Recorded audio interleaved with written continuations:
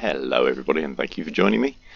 I am MrJP, game is Kerbal Space Program, and I discovered a little problem last night. I have a lander on orbit that you guys saw me connecting the pod up in my last silent video, and it turns out it doesn't have enough fuel to make it to the moon, which is kind of frustrating. So yeah, thank you all for joining me everybody, thank you for viewing, thank you for liking my videos and subscribing, appreciate it all. So the aim of this mission is to get this ship here up onto orbit, and the objective is to meet up with this space station here, which is currently in rather a nice place for intercept. Excellent. So we're talking about periapsis 355,000 meters. That's quite a significantly high orbit, but should well be within the capabilities of this ship with its 4,000 meters a second of delta V. So let's get going. T R and yeah, I think that's a lot for this ship. Okay. Engines at full throttle.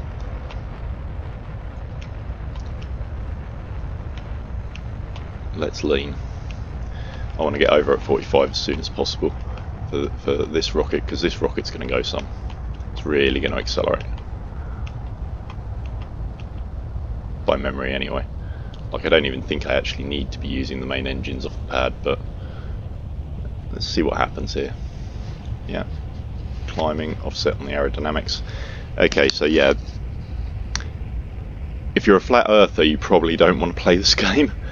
But the idea here is to go as fast as possible toward the sun using the 2,500 meters a second of boost that you get from the orbital velocity of the planet to get up into a circle to go onto orbit. And if you're no good at spherical trigonometry, or if you don't understand orbital mechanics, you're probably going to have a problem. But you can sort of wing it in this game, so it isn't too bad. So yeah, that's got us up to a fair old velocity of 1,000 meters a second. Engines have just kicked out.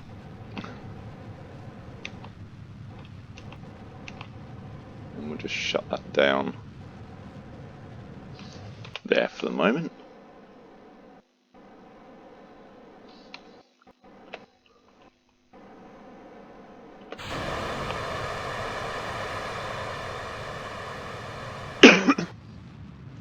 That's the solids gone, and so we're now into our main fuel. I probably shouldn't have taken as much angle as I did on that, to be honest. It's very inefficient. We're still in atmosphere and a few other things, but let's keep burning, see where we make it. I'm not too worried about fuel.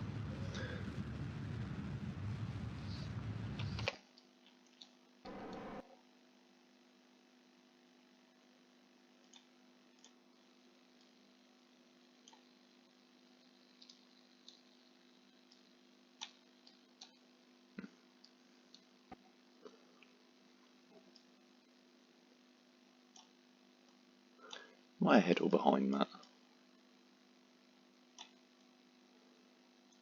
Ahead of it. Excellent. Okay.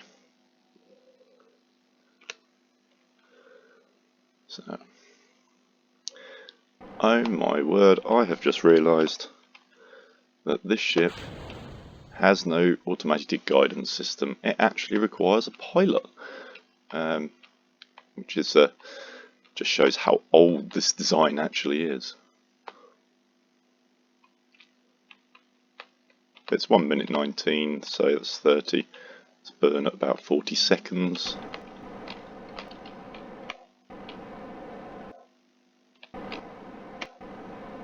There we do. Get that going.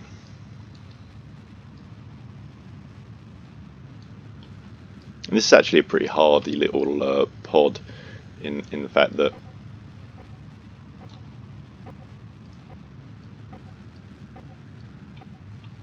it doesn't really have much guidance, doesn't have a lot of anything really. It's purely designed to get a few Kerbals up to orbit.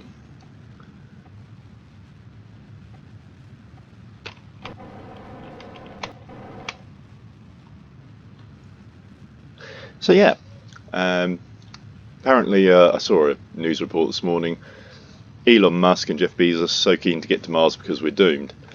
I don't get how swapping a planet that is functional for one that isn't is going to help us, but hey, you guys carry on with your billionaire dream. Got a feeling it's not going to matter in my lifetime or theirs, so there we go. Is the human race worth saving? That is the question. Right, I'm actually going to pull that there. I'm not going to go to my full burn, because that is high enough.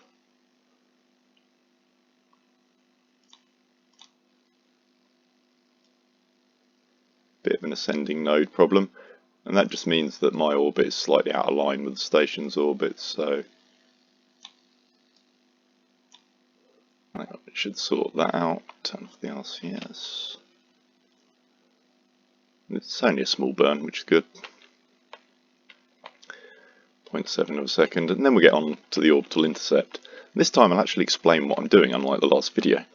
Okay, so we get that round to the correct burn angle. There we go. Speed up time a little. But launches happen fast. There is an astronaut named Story Musgrave, and he describes the shuttle launch as fast. It's bang, bang, bang, and you're on orbit. And he's not wrong. It's like 2.5 minutes or 7 minutes to orbit or something, which is pretty impressive. Like you got to admit that's some serious acceleration.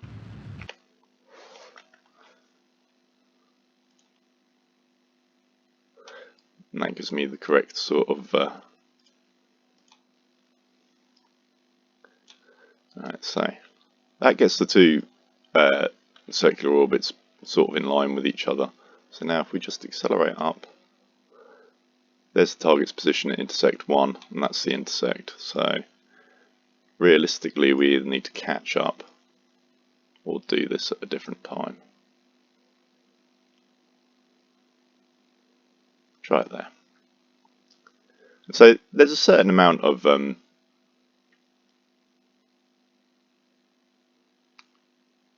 feeling this out really, and seeing just where you get it. And I'm going to be honest, this isn't that good as far as intersects go.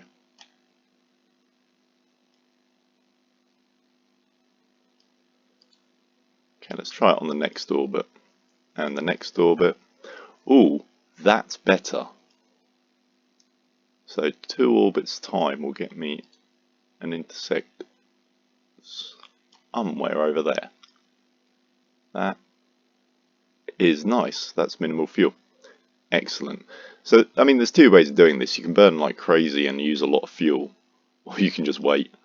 And since I don't really have a time limit on this mission or anything, in fact there are very few limited time missions in the game, you can get away with this quite well.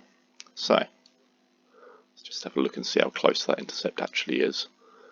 And if you hover over it, it'll tell you that that intersect is 3.6 kilometers, so I reckon I can get that a little bit finer than that.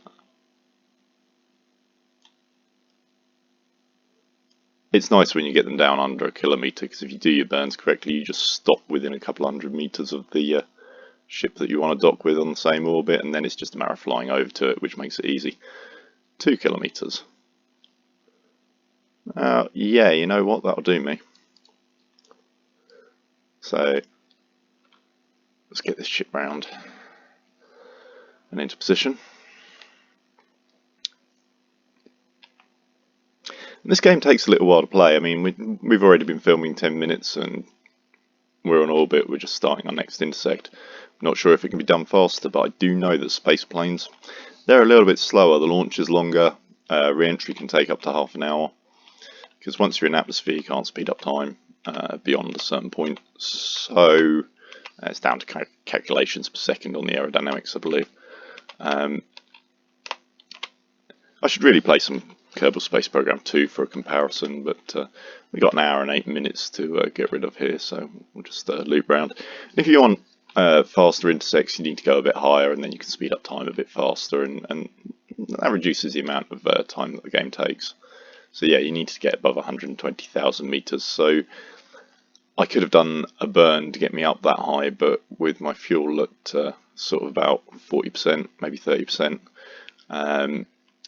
probably need to be thinking about fuel savings on this one. The whole point of this is just to get an engineer up to a refueling station so it starts to work a bit more efficiently. My lander needs fuel if I'm going to make it to the moon.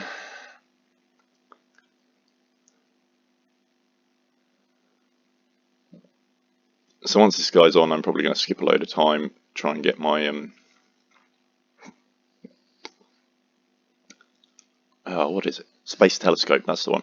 I've got a space telescope mission ongoing and I want to get rid of it, I want to complete it. So that's going to probably involve a load of fast forwarding. So if you're going to be doing that, you want to get some stuff established really. For instance, I've got another probe that I want to send out to Juno. And a few other things, so yeah, there's a lot to do. I'd forgotten just how in-depth this game is for a very simple cartoony space game. I'm going to be honest, if personal challenge isn't your thing, Kerbal is not for you. Likewise, if you don't deal with frustration very well. But as a space game, it's lovely. A little bit more realistic than certain others. It's nice. I like it.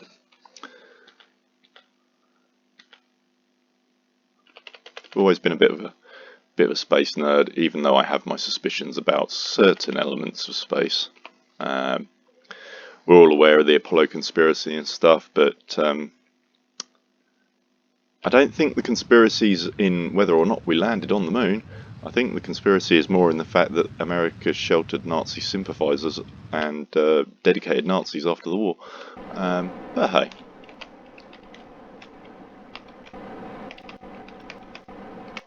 We won't get into the fact that, you know, the Apollo program was probably built on the backs of dead prisoners in the middle work, but there we go.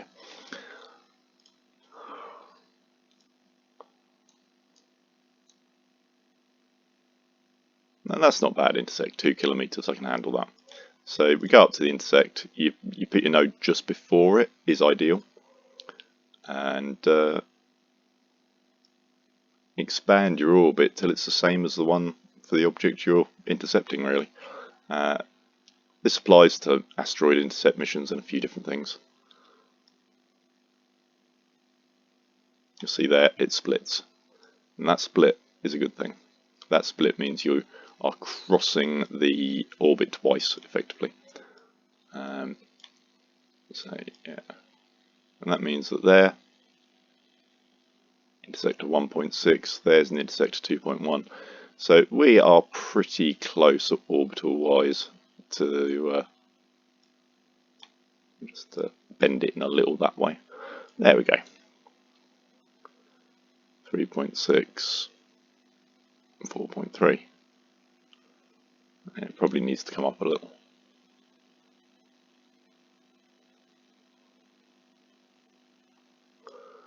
Yeah, I'll live with it. That'll do me. So, get this ship manoeuvred around. There we go. Or vessel. I'll use the word vessel because the word ship sounds a little bit like a swear word when I mumble it with my broad southern UK accent. Gotta love it. Gonna be honest, where I'm from, it's pretty easy to understand. You go a little bit south of where I am and things get a little bit hectic. You go a little bit north of here and things get a little bit hectic. So if you want the Queen's English, go from where I live towards London and they just get posher and more snooty. Something to do with the house prices getting more expensive as you go that way. I'm one of the generation that probably never owned their own home, never met the girl, never managed to team up. So without the double income, you are screwed. That's that. House sharing is the only way to own a home in the UK now. Whether that's with your partner or with a friend, it's pretty much impossible if you don't both have a job. Which is why the country's going to bits, really.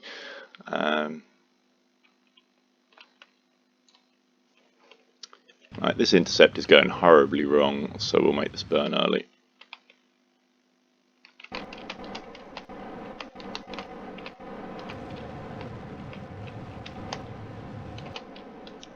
Right, so what I did then was just put my retrograde angle straight onto the target, as you can see, this yellow block. And then what I'll do is I'll lock myself to that retrograde position and start using my RCS to sort of alter my trajectory on the way in. And what I want is the yellow square over the pink square. There we go. That clears it up a little bit.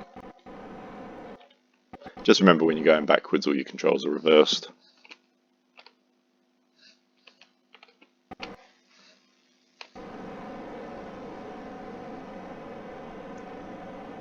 There we go. We're doing about 18 meters a second toward the target now, so.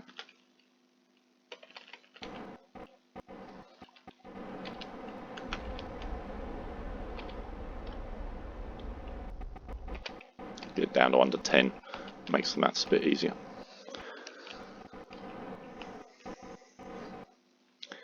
And as you can see, it's quite a significant station we're approaching. There's a lot of gear out here. I might have gone a bit far on that launch. I think it was 6,000 tons, and it's pretty much an intact one-piece station. All it chucked was the first stage boosters, which were made up of blocks of, I think, 8 or 16 shuttle boosters, to give you an idea of the kind of force that was involved in getting this space station up here. Looks a bit of a mess because it's got another station attached to it. I don't even know if this ship has a docking port. I never even considered that. Oh, no docking. Okay, that's fine, because this is only a Kerbal transfer, so I think it'll be okay. Pretty sure this ship's got no docking port. Yeah, it's a heat shield. Yep, we got no docking port. Okay. So we'll come to a halt about there, and we will take the engineer that is in here, and we'll go EVA. Let go, RCS, back it up. Apparently U, there we go. Yep, you press U, you get some headlights. That's kind of handy. So we'll just bring this Kerbal over to this place. And as you can see, there is a fair amount of gear out here. This is a refinery and science station all in one, and to equip it with scientists will require 16. So I need to recover a few scientists. I need to do some Kerbal rescue missions and a few other things. But O for the space engineer's ability to lock your velocity to another object effectively. But still, this will do. Grab that, board that, and let's see if that improves. Yeah, there we go. So that's just increased the amount of fuel it's making by a factor of 10. That's kind of handy. That means that'll speed that up nicely.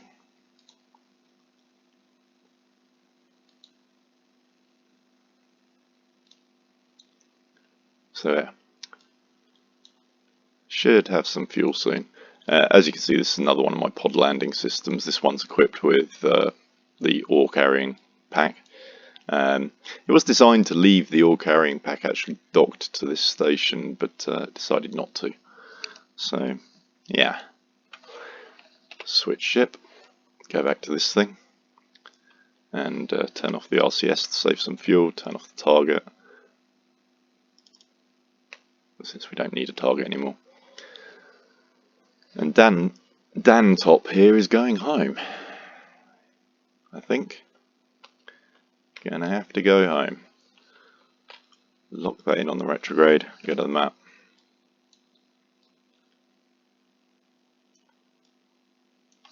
Okay, so if I accelerate in that direction, we should sort of fall out of orbit. Making sure that I miss the station, of course, because I've done that before. So, now that we've missed the station, let's hit it. There we go.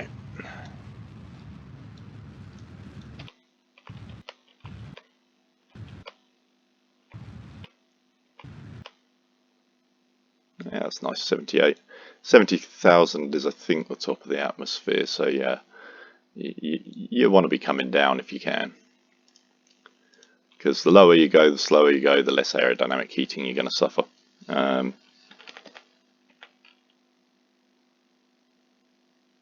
technically, because we're dropping, we will actually accelerate ahead of the station now, and that's how I end up hitting stations. Excuse me. Alright, so I could have tried to stop and drop from that point, but I'll wait for the next orbit.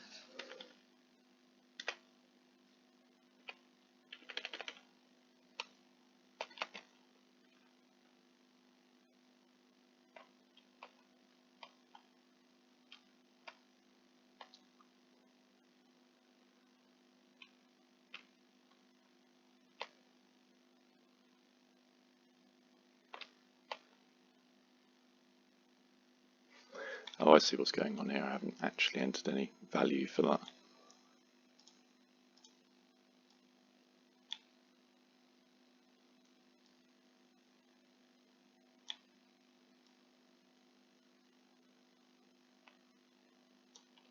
There we go. That will do me. 70-79 is not bad. Okay.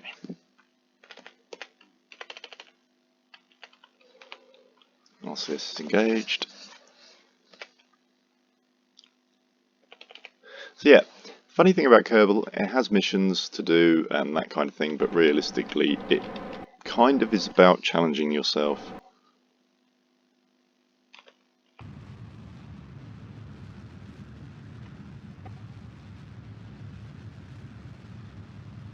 There we go, that'll do.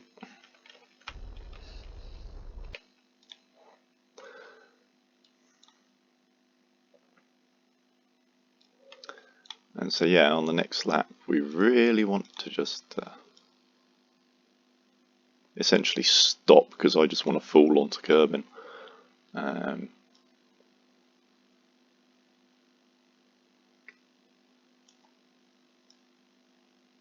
know how much delta V I've actually got. Right, that much. Okay.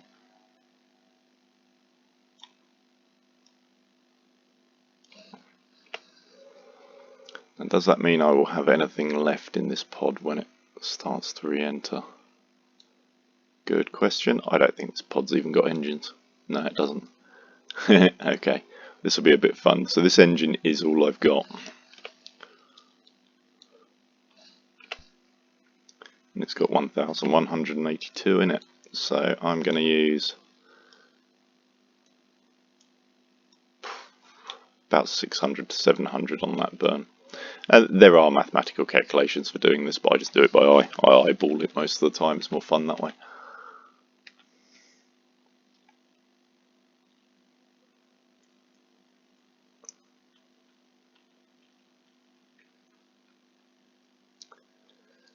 Bringing it round, and so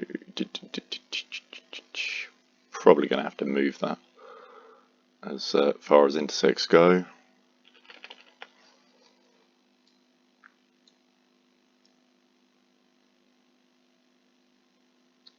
Move out to somewhere there. It should give me the ability to just do a burn and stop in the air, is the idea.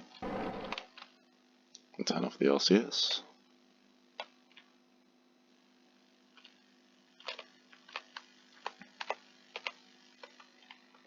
Not even sure if this pod's got landing legs or whether it's got to go in on water. That might explain the OW, on water. Yeah, maybe. Alright, let's have a look. What do we got on this ship? We've got RCS modules and RCS fuel. Plenty of monopropellant on board still, which is good. That might give me the ability to actually survive this re-entry.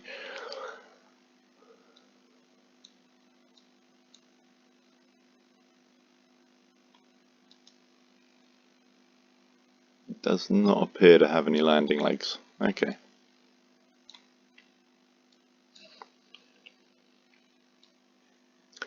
Looks like this one was built just to fall out the sky. That makes it a very old design.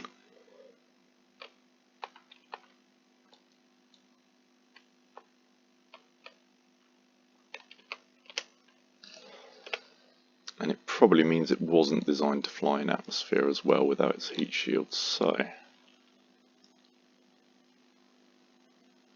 we will use up a lot of that through there and drop out the sky in a reasonable fashion.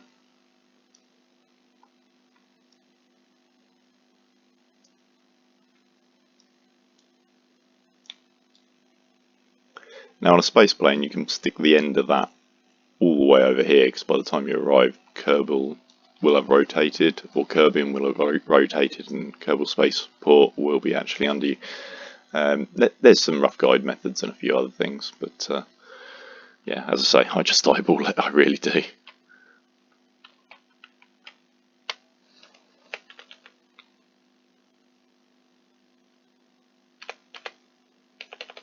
That's what I mean about Kerbin moving. See, we're now sort of going to fall in probably a little short there, so we'll just move it out a bit further. Not that I'm really worried about recovery costs or anything, I'm just worried about getting these guys down onto the ground, but it's nice to be accurate, eh? And it's going into darkness, which isn't necessarily a good thing, but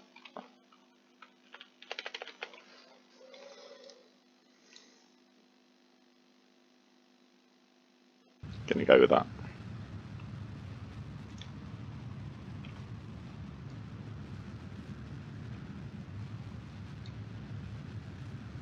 It's kind of nice that my apoapsis was roughly in the right place. It makes this burn very efficient. It's more efficient to burn at the top or the bottom of your apoapsis or your orbit, or yeah. The high and the low point of your orbit are the most efficient points to change velocity. That's what I was trying to say there whilst I stumbled over my own words. There we go. That'll do. Leaves me a little bit of fuel left over. Lock that into retrograde, stick the RCS on just in case. And now it's pretty much all about watching it happen. So yeah, that's Kerbal Space Program, that little white dot there, just there. Kerbal Spaceport rather. And yeah, we'll just accelerate time until we hit the atmosphere. There we go.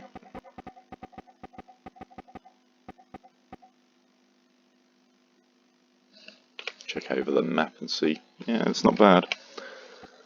Not bad at all. Let's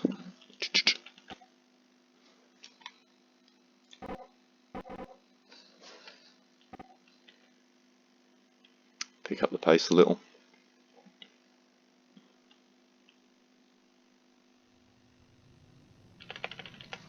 So now, yeah, we're hitting atmosphere. We're hitting atmospheric heating.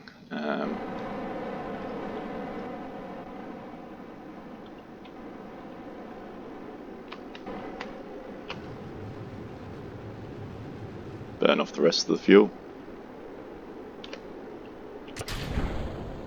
Say goodbye to that.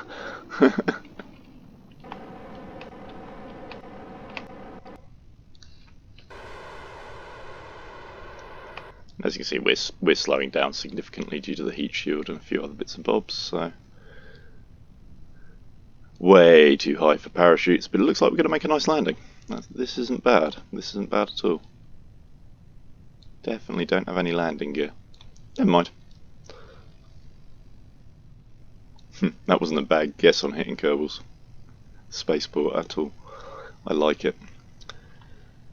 So yeah.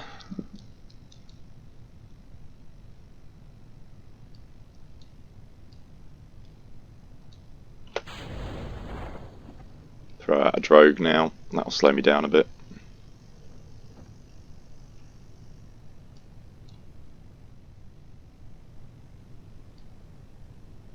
I think I can get away with pulling my chutes at about 700 meters, so should be okay.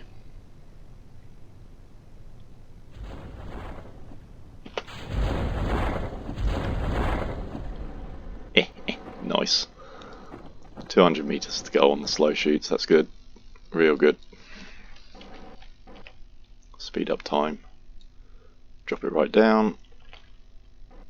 There we go. I think it's about 90 to 50 meters for this landscape. Yeah, there we go. Yeah, and we are down. Just like that. Recover that vessel and that Kerbal. Just like that. But that's taken 30 minutes just to send someone up onto a space station. So you can see the kind of time that this game sort of eats on you. A little bit of recovery. Funds returned, which is always nice.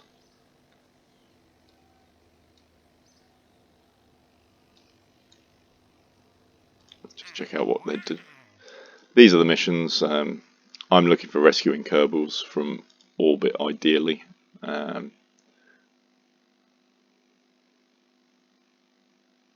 Not bad mission. I don't want these extraction missions. I really don't. So we'll get rid of those. You can see, bring a newly discovered Class A asteroid to Kerbin and land it, and a few other things. There's some quite challenging missions in this game. So, yeah.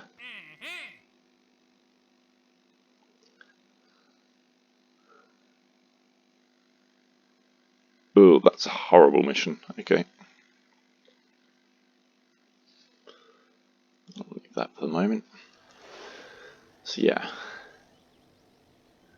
So that should get me some fuel being generated up at this station a little better. And that'll allow me to get this pod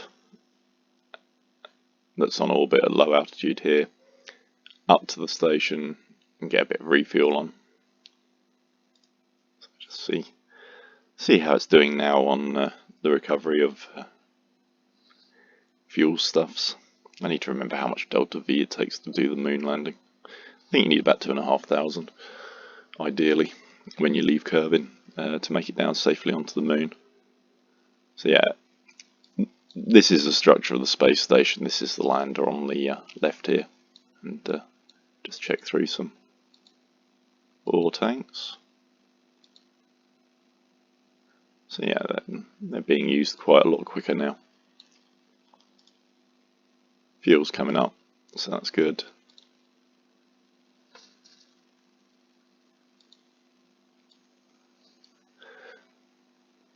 I might even use the ore carrier to transfer the fuel down onto the other lander, but the other lander is bigger. So it's probably better to empty this, get rid of it, get the other lander up here.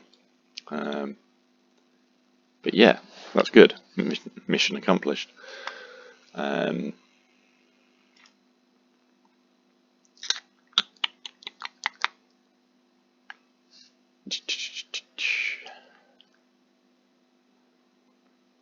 My last landing attempt on the moon did not go well. It involved a crash and leaving the lander on its side, so that was a bad day. But yeah. Okay. I guess yeah. That's a space telescope out there, and it is in literally the middle of nowhere. But it needs to come down onto this orbit to complete the mission.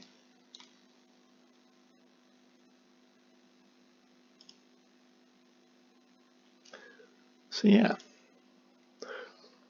all well and good.